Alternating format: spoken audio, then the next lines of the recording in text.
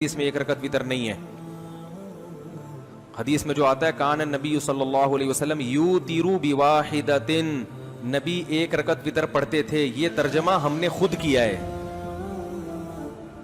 پوری حدیث میں امام طحاوی نے حدیث کے الفاظ نقل کیے ہیں کہ اوتر بواحدۃ توتر لکم ما صلیتم، ایک رکعت کے ذریعے پچھلی نمازوں کو طاق بنا دو. ایون اور آڈ کا لفظ سنا ہوگا نا. ایون کہتے ہیں جو دو پہ تقسیم ہو جائے، آڈ کہتے ہیں جو دو پہ تقسیم نہ ہو، طاق عدد جسے کہا جاتا ہے اردو میں. تو جہاں بھی یوتر بواحدۃ کا لفظ ہے وہاں امام ابو حنیفہ کی رائے کے مطابق، اور یہ بڑی مضبوط رائے ہے، اس پر میں ایک پورا کلپ ریکارڈ کرواؤں گا انشاءاللہ، کہ یوتر بواحدۃ کے الفاظ آئے ہیں وہاں مطلب یہ کہ ایک رکعت کے ذریعے پچھلی دو رکعتوں کو وتر بنا دو، کیونکہ دو رکعتیں ایون تھیں، ایک کے ذریعے آپ نے کیا بنا دیا، اور یہ جہاں بھی لکھا ہوتا ہے نا نبی صلی اللہ علیہ وسلم ایک رکعت وتر پڑھتے تھے، تو آپ ان سے کہیں کہ یہ عربی سے اردو ترجمہ یہ تو تم نے خود کیا ہے، صحیح ہے نا، ایک رکعت وتر پڑھتے تھے. یوتر بواحدۃ کا مطلب ایک رکعت وتر بھی آتا ہے اور ایک رکعت کے ذریعے پچھلی نمازوں کو جفت بنانا بھی آتا ہے، دونوں آتے ہیں.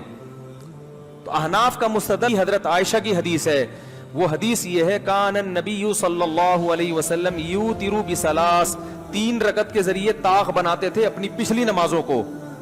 تو اب اس میں بھی یہ امکان ہے کہ تین رکعتیں پڑھتے تھے یا زیادہ، لیکن حضرت عائشہ نے جو اس کی تفصیل بیان کی اس سے صاف پتہ چلتا ہے کہ وہ تین رکعتیں ہوتی تھیں.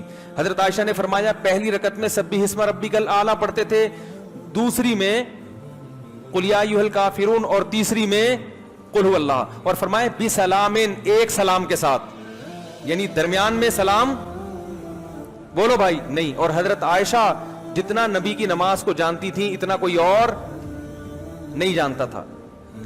رہا یہ مسئلہ کہ بتسلیمتین کے الفاظ بھی آتے ہیں حدیث میں کہ دو سلاموں کے ساتھ، بھائی دو دفعہ سلام ہے نا، دو رکعت کے بعد بھی اور آخری رکعت کے بعد بھی، تو وہاں دو سلام، یہ جو التحیات ہے نا اس کو بھی سلام سے تعبیر کیا گیا ہے، کیونکہ اس میں ہم السلام علیک ایھا النبی پڑھتے ہیں. تو دو سلام کا مطلب وہاں دو قعدے، نہیں آ رہی بات. تو وتر کے بارے میں بہت ساری مختلف روایتیں ہیں جن میں بڑا تعارض ہے آپس میں.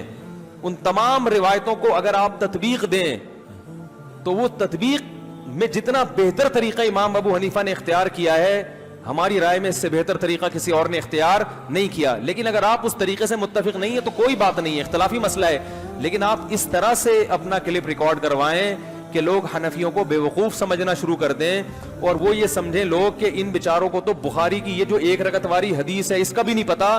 تو یہ آپ کی بے وقوفی ہے، آپ کی جہالت ہے کہ آپ اتنے بڑے جاہل ہیں کہ آپ کو اپنی جہالت کا علم بھی نہیں ہے. ایک ہوتا ہے جاہل، ایک ہوتا ہے جہل مرکب. جہل مرکب اس جاہل کو کہتے ہیں جس کو یہی نہ پتا ہو کہ میں جاہل ہوں. تو آپ کو تمام ائمہ کے استدلال معلوم ہونے چاہیے کہ کس نے کس طریقے سے استدلال کیا، اس کے بعد آپ تبصرہ کریں کسی کے اوپر. بہت مشکل ہے سمجھانا. اس کے بعد آپ تبصرہ کریں کسی کے اوپر. تو ہاں بعض صحابہ سے ثابت ہے، تو ایسے تو ہمارا عمل بھی بعض صحابہ سے ثابت ہے. تو صحابہ میں مسئلہ اختلافی تھا. تو لوگ جو ہے نا مجتہدین سے بدگمان کرتے ہیں، ایک طرف کی روایت پیش کرتے ہیں، اور عوام تو اتنی جاہل ہے کہ اس کو یہ بھی نہیں پتا ہوتا کہ یہ ترجمہ بھی صحیح کر رہا ہے کہ نہیں. اور پھر ایسی عوام اپنے آپ کو کیا کہتے ہیں، محقق ہیں، ہم کسی کی تقلید نہیں کرتے. یہ محقق ہے جس کو کم بخت کو یہ بھی نہیں پتا کہ یہ ترجمہ جو کر رہا ہے یہ بنتا بھی ہے کہ نہیں بنتا. ایک دفعہ ایک یورپ سے امریکہ سے ایک صاحب آئے، خون پینا شروع کر دیا میرا، اور وہی کہ وتر تو ایک رکعت ہے، ایک رکعت ہے، ایک رکعت ہے، رٹا لگایا انہوں نے. میں نے کہا تو ٹھیک ہے، ایک رکعت آپ کا اگر اطمینان ہے تو آپ ایک رکعت پڑھیں، ہم تو حرمین میں بھی ایک رکعت پڑھتے ہیں، تو اختلافی مسئلہ ہے. اس نے کہا پھر آپ کیوں تین پڑھتے ہیں؟ میں نے کہا ہماری رائے یہ ہے کہ تین پڑھنی چاہیے، اس میں احتیاط، کیونکہ تین جس طرح سے ہم پڑھتے ہیں اس طرح سب کے نزدیک وتر ہو جاتا ہے. امام شافعی کے یہاں بھی ہو جائے گا، امام احمد کے یہاں بھی. یہ والا جو طریقہ حناف نے اختیار کیا یہ بے غبار ہے، اس میں سب کے نزدیک وتر کی نماز ادا ہو جائے گی. اس میں اختلاف ہے. تو ہم نے کہا یہ اتفاقی طریقہ لے لیا ہم نے. نہیں وہ تو آپ بخاری کی حدیث میں. پھر میں نے کہا آپ کس کے مقلد ہیں؟ کہہ رہا میں تقلید وقلید نہیں کرتا، میں محقق ہوں، میں محقق. میں نے کہا اچھا آپ کی کیا دلیل ہے؟ کہہ رہے ہیں بخاری میں آتا ہے نبی نے فرمایا ایک رکعت وتر پڑھو. میں نے کہا یہ ترجمہ انگلش میں یا اردو میں, یہ بھی بخاری میں ہے یہ ترجمہ, نبی نے یہ ترجمہ کر کے دیا ہے؟ کہہ رہے نہیں, کہہ رہے یہ تو جو بھی عالم ہے انہوں نے ترجمہ کیا ہے. تو میں نے کہا آپ کو یہ پتا ہے کہ یہ ترجمہ صحیح ہے غلط ہے؟ کہہ رہے بڑے عالم ہیں. میں نے کہا اس کا مطلب آپ اس ترجمے میں ان عالم کی تقلید کر رہے ہیں نا, کیا خیال ہے؟ آپ کے پاس تو کوئی دلیل نہیں ہے کہ یہ ترجمہ صحیح ہے یا غلط, آپ تقلید کر رہے ہو, تو تقلید تو کر لی نا آپ نے. کہہ رہے نہیں دینی مسائل میں تقلید کرنا جائز نہیں ہے, ترجمے میں تقلید ہو سکتی ہے.